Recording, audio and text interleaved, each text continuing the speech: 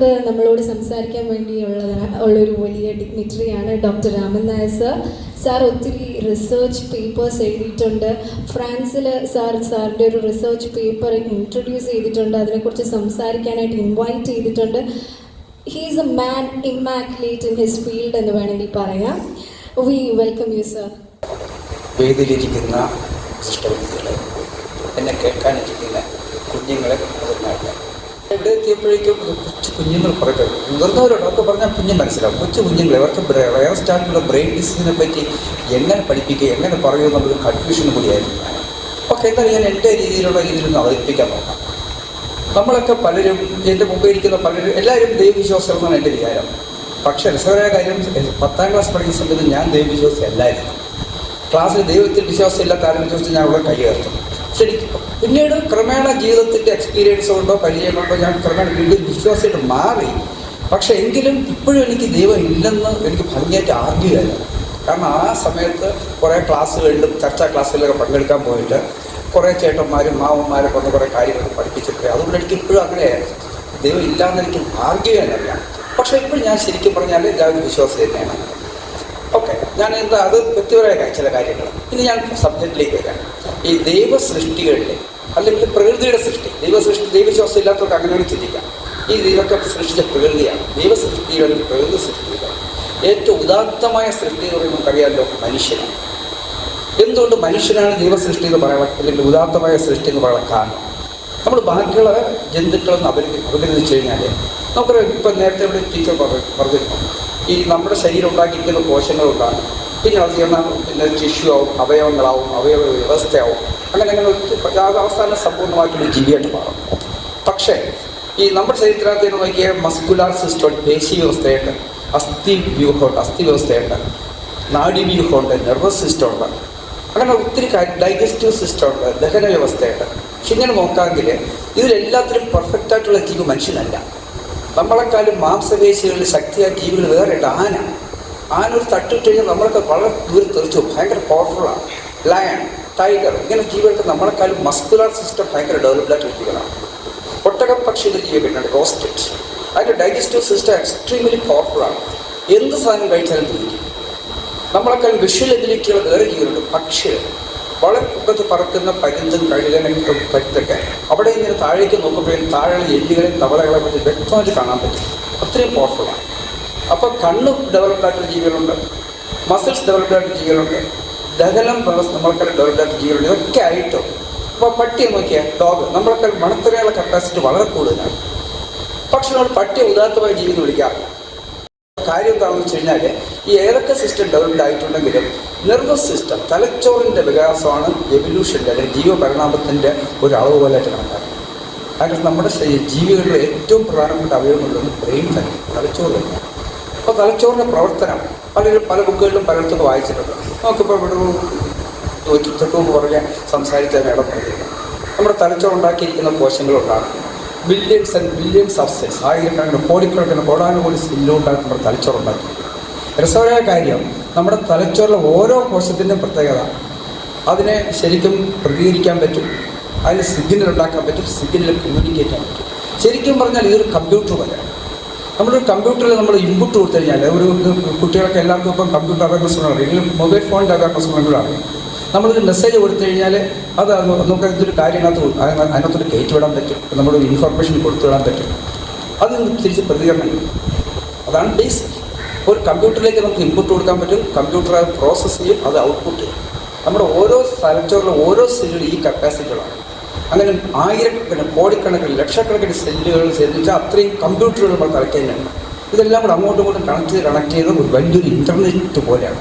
ലോകത്തുള്ള ഈ complete internet system മൊത്തം നമ്മുടെ തലച്ചോറിനകത്തിരിക്കണം. അത്രയും കോംപ്ലിക്കേറ്റഡ് ആയിട്ടുള്ള ഓർഗാനാണ് നമ്മുടെ തലയ്ക്കകത്ത്. ഞാനും നിങ്ങളൊക്കെ കൊണ്ടു നടക്കുന്ന അത്രയും വലിയ ഓർഗാനാണ്. നമ്മൾ ഭയങ്കര ജീനിയസാണ് അല്ലെങ്കിൽ മണ്ടനാണെന്നൊക്കെ പറയുന്നുണ്ടല്ലോ, അതിൻ്റെ സെല്ലിൽ സ്ലൈറ്റ് ചെറിയ വ്യത്യാസങ്ങൾ മാത്രമേ ഉള്ളൂ, അതിൻ്റെ ഫംഗ്ഷനിൽ വ്യത്യാസം മാത്രമേ ഉള്ളൂ. ബാക്കി എല്ലാ സ്ട്രക്ചറും ആൾമോസ്റ്റ് സെയിമാണ്. അത്രയും കോംപ്ലിക്കേറ്റഡ് ഒരു ഓർഗൻ ഇരിക്കുമ്പോൾ അതിനകത്ത് ഡിഫക്റ്റ് ഉണ്ടാവാനുള്ള സാധ്യതയും കൂടുതലാണ്. നമുക്കറിയേണ്ട ഒരുപാട് സംവിധാനങ്ങളൊരു സെൽഫോൺ നമ്മുടെ കയ്യിലുണ്ടെങ്കിൽ അത് പലപ്പോഴും അതിന് തകരാറുണ്ടാവാനുള്ള സാധ്യത കൂടുതലാണ്. ചില സെൽഫോണിനകത്ത് ജസ്റ്റ് ഞെക്കി നമുക്ക് വിളിക്കാൻ മാത്രമേ ചെയ്യാൻ പറ്റും. അപ്പോൾ അതുകൊണ്ട് തന്നെ അത് ഡാമേജ് ആയിക്കഴിഞ്ഞാൽ ഒരു ലോക്കൽ ഷോപ്പിൽ കൊടുത്ത് നന്നാക്കാൻ പറ്റും. പക്ഷേ വളരെ കോംപ്ലിക്കേറ്റഡ്, ഒരുപാട് സംവിധാനമുള്ളൊരു സെൽഫോണോ കമ്പ്യൂട്ടറോ ചീത്തായി കഴിഞ്ഞാൽ ലോക്കലായിട്ട് ഒരാൾക്ക് നന്നാക്കാൻ പറ്റില്ല. അതുപോലെ ബ്രെയിനിനകത്തുണ്ടാകുന്ന എല്ലാ പ്രവർത്തനങ്ങളും വളരെ കോംപ്ലിക്കേറ്റ് ആണ്. അതിനകത്തുള്ള ചെറിയ ചെറിയ ഡാമേജ് പോലും അത് വലിയ കോൺസിക്വൻസ്, വലിയ ആയിട്ടുള്ള ശരിക്കും ഫലം ഉണ്ടാക്കും ആൾക്കാർ. അങ്ങനെയാണ് പലപ്പോഴും അതുമായിട്ട് ബന്ധപ്പെട്ട അസുഖങ്ങളുണ്ട്. സാറിന് ഇതിലിപ്പോൾ വേദിയിൽ തന്നെ ഒരു പഴയ ഡോക്ടർ ഇപ്പോൾ ഓഫ്താൽമോളജിസ്റ്റ് കണ്ണുമായിട്ട് ബന്ധപ്പെട്ടാണ്. സാറിന് രീതിയിൽ ഈ കണ്ണുമായിട്ട് ബന്ധപ്പെട്ടതോ അല്ലെങ്കിൽ ബാക്കിയുള്ള പല കാരണം എനിക്കും മെഡിക്കൽ ഫീൽഡായിട്ട് ചെറിയ ബന്ധമുണ്ട്. ഒന്നാമത് ഞാൻ മെഡിക്കൽ എൻട്രൻസിൽ ക്ലാസ് എടുക്കുന്നതും മെഡിക്കൽ എൻട്രൻസിലേക്ക് വേണ്ടി ക്ലാസ് എടുക്കുന്ന ഒരു അധ്യാപകനാണ്. അപ്പോൾ എൻ്റെ ട്യൂഷൻ സെൻ്ററിലേക്ക് വരുന്ന കുട്ടികൾ പിന്നെ മെഡിക്കൽ ഫീൽഡിലേക്കൊക്കെ ഞാൻ ട്യൂഷൻ സെൻ്റർ നടത്തുന്നുണ്ട്. അതുമായിട്ട് ബന്ധപ്പെട്ട് മെഡിക്കൽ എൻട്രൻസിലേക്ക് പോകുന്നുണ്ട്.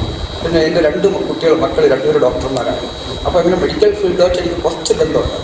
പഠിപ്പിക്കുന്ന രീതിയിലാണെങ്കിലും വീട്ടിനകത്തും അങ്ങനെയാണെങ്കിലും.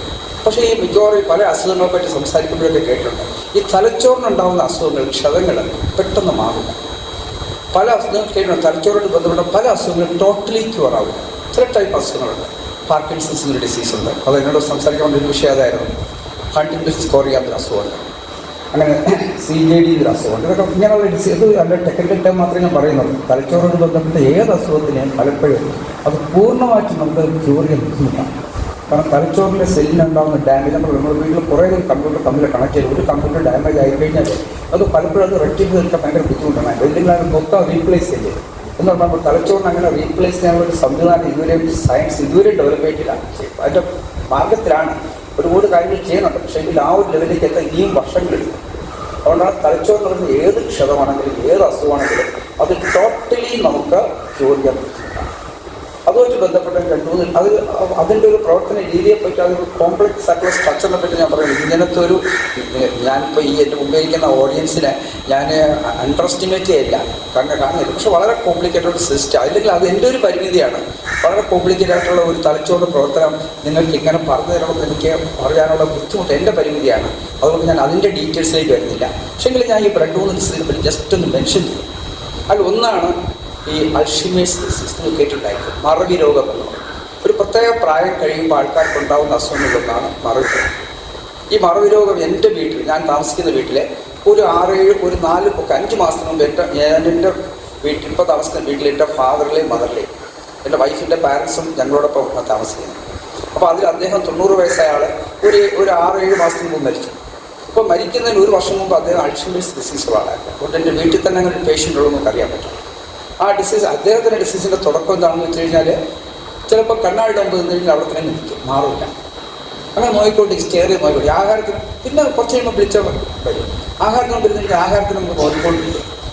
പിന്നെ എന്തെങ്കിലും സംസാരിക്കുമ്പോൾ പെട്ടെന്ന് കാര്യങ്ങൾ മറന്നു. ഇതൊക്കെ ശരിക്കും മറവി രോഗമായിട്ട് ബന്ധപ്പെട്ടുന്ന അസുഖമാണ്. കാരണം വെച്ചാൽ ഈ നമ്മുടെ ഓർമ്മകളൊക്കെ തലയിൽ ശേഖരിക്കുന്ന, സൂക്ഷിക്കുന്ന, അത് നമ്മളിലേക്ക് വീണ്ടും അത് പ്രോസസ്സ് ചെയ്ത് തരുന്ന ചില റീജിയനുണ്ട് തലച്ചോറ്. ആ ഭാഗത്തിന് എന്തെങ്കിലും പ്രായാധിക്യം കൊണ്ട് സെല്ലുകൾ ഡാമേജ് ആകുമ്പോൾ പിന്നെ അത് പ്രവർത്തിക്കും. ചില കാര്യങ്ങൾ മാറും. വർത്താനം പറഞ്ഞുകൊണ്ടിരിക്കുന്നതിലേക്ക് പെട്ടെന്ന് ചോദിച്ചപ്പോൾ ഞാൻ മറന്നുപോയിട്ടുണ്ട്. ശരിക്കും പറഞ്ഞു കഴിഞ്ഞാൽ അത് എനിക്ക് ചില സമയത്ത് പേടി ഉണ്ടാവാറുണ്ട്. ക്ലാസ് പഠിപ്പിച്ചുകൊണ്ടിരിക്കുമ്പോൾ വളരെ സിമ്പിളായിട്ടുള്ള ചില ടേംസ് മറന്നു. ചിലപ്പോൾ ബോർഡിനടുത്ത് പോയിട്ട് എഴുതാൻ വേണ്ടി 2 സെൻറ്റൻസ്, 2 വാക്ക് എഴുതി 3 അക്ഷരം, ഒരു എലിഫൻറ്റ് ELE എന്നുണ്ട്, ബാക്കി അടുത്ത അക്ഷരമൊന്നും ഓർമ്മ വരും. അപ്പോൾ പിന്നെ കുട്ടികളാരും ചുമ്മാ വിളിച്ച് പറയും. അപ്പോൾ ബാക്കിയൊക്കെ എഴുതി വരും. അപ്പോൾ അങ്ങനെ ചിലപ്പോൾ ഉണ്ടാവാറുണ്ട്. മുമ്പൊക്കെ ഉണ്ടാകുന്നുണ്ട്. ഈ അടുത്തുള്ള ഫ്രീക്വൻറ്റുമാണ്. അപ്പോൾ എനിക്കതിനെപ്പറ്റി ആദ്യം ചിലപ്പോൾ പേടി ഉണ്ടാവാറുണ്ട്. പക്ഷേ എങ്കിലും ഓക്കെ, ഇതൊക്കെ നമുക്ക് അറിയാവുന്നൊരു കാര്യം ഉണ്ടാകുന്ന പോകേണ്ടത്. ഇതൊന്നാണ് മറവി രോഗം. അപ്പോൾ നമുക്ക് മറവി രോഗം ഈ കാര്യങ്ങളൊക്കെ വരാതിരിക്കണമെങ്കിൽ ശരിക്കും പറഞ്ഞു കഴിഞ്ഞാൽ അതിന് പ്രത്യേക റെമഡിയൊന്നുമില്ല. പക്ഷേ ഡോക്ടേഴ്സൊക്കെ പറയുന്നത് ബ്രെയിൻ എപ്പോഴും വർക്ക് ചെയ്തുകൊണ്ടിരിക്കണം. എന്നിട്ട് നമ്മൾ എപ്പോഴും വായിക്കണം, എപ്പോഴും ചില കാര്യങ്ങൾ ചെയ്യണം. ഈ ചില വലിയ കോംപ്ലിക്കേറ്റഡ് പസിൽസൊക്കെ ഉണ്ട്. ചില കാര്യങ്ങൾ ചില കൂലിക്കൊക്കെ ഇങ്ങനെ അയച്ചെടുക്കും. ഈ കാര്യങ്ങൾ തന്നെത്താൻ ചെയ്തു. നമ്മൾ എന്തൊക്കെ കുട്ടിക്കാലത്ത് സ്കൂളിൽ നമ്മൾ കളിക്കുമായിരുന്നു.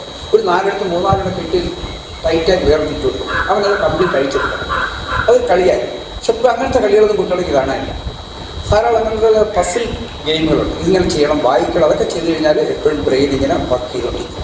ഓക്കെ, ഇതാണ് ഒരു ഡിസീസിനെ പറ്റി, അൾഷിമേഴ്സ് ഡിസീസ്. പിന്നെ വേറെ ഡിസീസ് ഹണ്ടിങ്ടൺസ് കോറിയാത്തൊരു ഡിസീസുണ്ട്. പക്ഷേ അതൊരു ജനറ്റിക് ഡിസോർഡറാണ്. നമ്മുടെ തലച്ചോറിൻ്റെ ചില പ്രത്യേകതരം പ്രോട്ടീനുകൾ, മാംസ്യം ചില പ്രോട്ടീനുകൾ അടിഞ്ഞു കൂടുമ്പോൾ ആ ചില പ്രോട്ടീനുകൾ തടസ്സപ്പെടുത്തും. പക്ഷെ അതുമായിട്ട് ബന്ധപ്പെട്ട കാര്യങ്ങൾ നിയന്ത്രിക്കുന്ന ശരീരത്തിലെ ജീനുകൾ. അത് നിങ്ങൾക്ക് മുമ്പ് കുറച്ച് പേർക്ക് അറിയാം. ജീനുകൾ നിയന്ത്രണം പാരമ്പര്യങ്ങളാണ്. എനിക്ക് ഹൈറ്റ് തന്നിട്ടുള്ളത് എൻ്റെ ജീനാണ്. എനിക്ക് കഷണ്ടി തന്നിട്ടുള്ള ഒരു ജീനാണ്, എൻ്റെ സ്കിൻ കളർ നിങ്ങളുടെ ജീനാണ്. അപ്പോൾ നിങ്ങൾക്ക് ഓരോരുത്തർക്കും നിങ്ങളുടെ സ്കിൻ കളർ, നിങ്ങളുടെ ഹൈറ്റ്, നിങ്ങളുടെ ശബ്ദം, ഇതൊക്കെ തന്നിട്ടുള്ളത് നിങ്ങൾക്ക് പാരമ്പര്യമായിട്ട് കിട്ടുന്ന കാര്യങ്ങളാണ്. നമുക്ക് നല്ല ഗുണങ്ങളും കിട്ടും, ചീത്ത ഗുണങ്ങളും കിട്ടും. നല്ല ഗുണങ്ങളെന്ന് പറയുമ്പോൾ ചിലർക്ക് നല്ല മ്യൂസിക്കൽ ടാലൻറ്റ്, അല്ലെങ്കിൽ പടം വരയ്ക്കാനുള്ള കഴിവ്, ഇതൊക്കെ നമുക്ക് പാരമ്പര്യത്തിൽ കിട്ടും. അതുപോലെ നമുക്ക് അറിഞ്ഞുകൂടാത്ത ചില അസുഖങ്ങളും പാരമ്പര്യത്തിൽ കിട്ടും. അങ്ങനെ കിട്ടുന്ന ചില ജീനുകൾ വഴി അസുഖങ്ങൾ പരക്കാറുണ്ട്. പക്ഷെ അതിനനുസരണം സയൻസ് ആൻഡ് റെമഡി ഇതുവരെ കണ്ടെത്തിയിട്ടില്ല. പുതിയ ടെക്നിക്കൊക്കെ ജീൻ തെറാപ്പി എന്നൊക്കെ ടെക്നിക്കൊക്കെ വരണുണ്ട്. പക്ഷെ അത് എല്ലാവർക്കും എത്താൻ വേണ്ടി ഇനിയും സമയമുണ്ട്. ഇതാണ് ഡിസീസിന് ഞാൻ ഈ പറഞ്ഞ ബ്രെയിനിനുണ്ടാകുന്ന പല അസുഖങ്ങളും. പിന്നെ അത് ടോട്ടലി നമുക്ക് ക്യൂർ ചെയ്യാൻ പറ്റത്തില്ല. പിന്നെ ചെയ്യാൻ പറ്റുന്നൊരു കാര്യം, ഈ അസുഖമുള്ള ഒരാൾ വീട്ടിലുണ്ടെങ്കിൽ ബാക്കിയുള്ളവർ അഡ്ജസ്റ്റ് ചെയ്യും. ബാക്കിയുള്ളൊരു അഡ്ജസ്റ്റ്മെൻറ്റ് വളരെ ഇമ്പോർട്ടൻ്റ് ആണ്. ബ്രെയിനോട്ട് ബന്ധപ്പെട്ട പല ഡിസീസ്, അൾഷിമേഴ്സ് ആണെങ്കിലും ഹെഡിൻസ്കിൻ ഡിസീസ് ആണെങ്കിലും പാർക്കിൻസൺസ് ഡിസീസ് ആണെങ്കിലും ഒരു വ്യക്തിക്ക് ഒരു അസുഖം വന്നു കഴിഞ്ഞാൽ ആ വീട്ടിലെ ബാക്കിയുള്ള ആൾക്കാർ അത് അഡ്ജസ്റ്റ് ചെയ്യും. അങ്ങനെ അഡ്ജസ്റ്റ് കഴിഞ്ഞാലും ആ വ്യക്തിക്ക് ഒരു സുഖപ്രദ അവസ്ഥയാണ്. അപ്പോൾ അതുകൊണ്ട് നമുക്ക് ബ്രെയിൻ ഡിസീസ് ടോട്ടലി ക്യൂർ ചെയ്യാൻ പറ്റത്തില്ല. അത് ബാക്കിയുള്ള അഡ്ജസ്റ്റ്മെൻറ്റും കൂടെ ഒരുവിധം നമുക്ക് അഡ്ജസ്റ്റ് ചെയ്യാൻ പറ്റുള്ളൂ. എന്താണ് ബ്രെയിൻ, എന്താണ് ബ്രെയിൻ്റെ പ്രവർത്തനം, മനുഷ്യ അല്ലെങ്കിൽ ബാക്കിയുള്ള ജീവജാലങ്ങളിൽ എന്തുകൊണ്ട് മനുഷ്യൻ ഡോപ്പായി, ഇങ്ങനെ ചില ബേസിക്കായിട്ടുള്ള കാര്യങ്ങൾ മാത്രം പറഞ്ഞുകൊണ്ട് ഞാൻ എൻ്റെ വാക്കുകൾ അവസാനിപ്പിക്കും. സർ, അപ്പോൾ സാർ ഒത്തിരി കോംപ്ലക്സ് ആയിട്ടുള്ള കാര്യങ്ങൾ ഏറ്റവും സിംപ്ലിഫൈഡ് ആയിട്ടുള്ള രീതിയിലാണ് നമുക്ക് പറഞ്ഞു തന്നത്. ഒരു ക്ലാപ്പ് ഓഫറിങ് കൂടെ സാറിനൊന്ന് കൊടുത്തു. അപ്പോൾ എല്ലാവരും ഇരുന്ന് ക്ഷീണിച്ചാണോ അല്ലേ? അപ്പോൾ ഇനി നമുക്ക് കുറച്ച് എക്സൈറ്റിംഗ് ആയിട്ടുള്ള കാര്യങ്ങളാണ്. കൂടെ ഇൻവോൾവ് ചെയ്യിപ്പിക്കും എങ്കിൽ സ്വന്തം ഫോട്ടോ ഫോണിന്റെ വാൾപേപ്പർ ആക്കിയിട്ടുണ്ടെങ്കിൽ ഒരു സ്റ്റെപ്പ് ഫ്രണ്ടിലോട്ട് വരിക.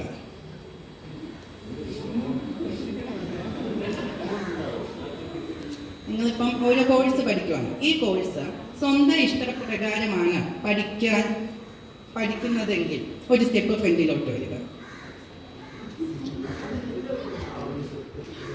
ഈ 5 ക്വസ്റ്റ്യനിൽ നിന്ന് വുമൻ എംപവർമെന്റ് ആയിട്ട് ഇന്നത്തെ കറന്റ് സൊസൈറ്റിയിലും വുമൻ എംപവർമെന്റ് എത്രത്തോളം സിഗ്നിഫിക്കൻ്റ് ആയിട്ട് പ്രിവലൻ്റ് ആണ് എന്ന് നമുക്ക് അറിയാൻ പറ്റും. ഏകദേശം ക്വസ്റ്റ്യൻ ഇതായത് ഉണ്ടാണെങ്കിൽ പോലും വുമൻ എംപവർമെന്റ് ഈ 5 പേരെടുത്താൽ അതിൽ 3 പേർക്കും ബാക്കിലോട്ടാണ് നിൽക്കുന്നത്. അതിൽ തന്നെ ഈ 2 പേരും ഫ്രണ്ടിൽ എത്തിയിട്ടില്ല. ഈ 7 ക്വസ്റ്റ്യന് ശേഷം ഒരു ബേസിക് ആയിട്ടുള്ള ഫണ്ടമെന്റൽ റൈറ്റ് ആണ് നമ്മൾ ഈ പറഞ്ഞ 7 ക്വസ്റ്റ്യനും. എങ്കിൽ പോലും ആ 7 ക്വസ്റ്റ്യനും ഇന്നത്തെ 21st സെഞ്ച്വറി മോഡേൺ സൊസൈറ്റിയിൽ പോലും വുമൻ എംപവർമെന്റ് എത്രത്തോളം പ്രാവർത്തികമാക്കുന്നു എന്ന ഒരു ചോദ്യചിഹ്നമാണ് നമ്മളുടെ മുന്നിൽ നിൽക്കുന്നത്. Thank you sir. അപ്പോൾ ഗെയിമൊക്കെ നിങ്ങൾക്ക് ഒത്തിരി ഇഷ്ടമായെന്ന് പ്രതീക്ഷിക്കുന്നു. എത്ര പേർക്ക് ഇഷ്ടമായെന്ന് കൈപൊക്കി കാണിച്ചേ? എത്ര പേര് എൻജോയ് ചെയ്തു ഈ സെഷൻ? ഓക്കെ, അപ്പോൾ ഇനി നമ്മൾ അടുത്ത കാര്യത്തിലോട്ട് കടക്കാൻ പോവാണ്. നമുക്ക് മെമൻറ്റോസ് ഇനി നമ്മുടെ ഡിഗ്നിറ്ററീസിന് പ്രസൻറ്റ് ചെയ്യാനായിട്ട് നമ്മുടെ director of Vigil arts and crafts training സെൻറ്ററിൻ്റെ മിസ്സസ് രമ വിജയനെ നമുക്ക് മുമ്പിലോട്ട് ക്ഷണിക്കാം. Doctor Ambika Shetty, MD of Geetanjali hospitals. ഒരു കൈ കൊടുത്ത് മിസ്സസ് രമ വിജയൻ പ്രസൻറ്റ് ചെയ്യുകയാണ് മൊമെൻറ്റോസ്. അടുത്തതായിട്ട് നമ്മൾ മൊമെൻറ്റോ പ്രസൻറ്റ് ചെയ്യാൻ പോകുന്നത് ഡോക്ടർ ഷീമ SH ആണ്. നല്ലൊരു ക്ലാസ് തന്നു.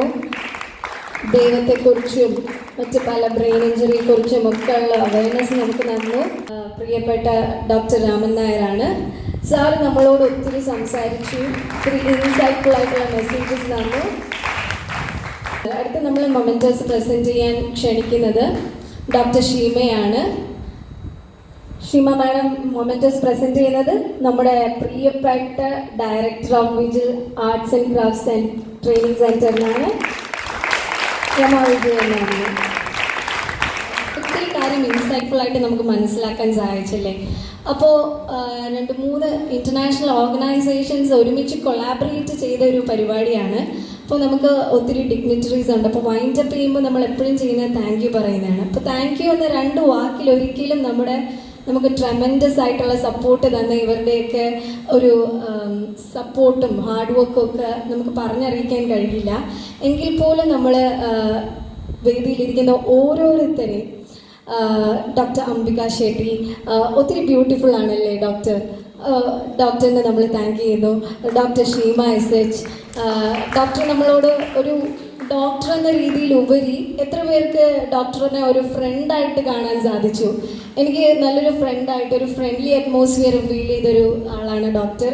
ആദ്യമായിട്ട് കാണുമ്പോൾ തന്നെ നമ്മൾ സ്ട്രേഞ്ചേഴ്സിനെ പോലെയല്ല, പെട്ടെന്നൊരു ഫ്രണ്ട്ലി ആൻഡ് കെയറിങ് നേച്ചർ നമുക്ക് തരുന്നൊരു ആളാണ് ഡോക്ടർ. പിന്നെ നമ്മുടെ ഡോക്ടർ രാമൻ നായർ സാറിനെ കാണുമ്പോൾ തന്നെ തലച്ചോറുള്ള ഒരാൾ എന്ന് തോന്നുമല്ലേ? അപ്പോൾ സാറിന് താങ്ക് യു സാർ. അടുത്ത നമ്മുടെ ഏറ്റവും പ്രിയപ്പെട്ട രമ വിജയൻ മാമാണ് ഈ കാര്യത്തിൻ്റെ ഒക്കെ പുറകിലും ബാക്ക്ഗ്രൗണ്ടിലൊക്കെ വർക്ക് ചെയ്തും ഇത്രയും നല്ലൊരു organization the Vigil arts and crafts training സെൻറ്ററിൻ്റെ ഡയറക്ടറാണ് മാം അല്ലേ? അപ്പോൾ ഒരാൾ വിമൺ എംപവർമെൻറ്റിൻ്റെ ഏറ്റവും വലിയ സിമ്പിളാണ് മാം. അപ്പോൾ മാമിനൊരു കൈയടി കൊടുത്തേ. പിന്നെ ഇത് പോസിബിൾ ആക്കിയ നിങ്ങളിൽ ഓരോരുത്തരെയും ഞാനിപ്പോൾ താങ്ക് ചെയ്യാണ്. ഒത്തിരി കളർഫുൾ ആയിട്ടുള്ള ഈ സ്പേസിന് ഒരു ജീവൻ കൊടുത്തത് നിങ്ങളാണ് അല്ലേ? അപ്പോൾ നിങ്ങളുടെ ക്ലാപ്പൊക്കെ എക്കോ ചെയ്യുമ്പോഴും നിങ്ങളുടെ ഓരോരുത്തരുടെയും ശബ്ദമാണ് ഇത് പോസിബിൾ ആക്കിയത്. ഓക്കെ, അപ്പോൾ താങ്ക് യു.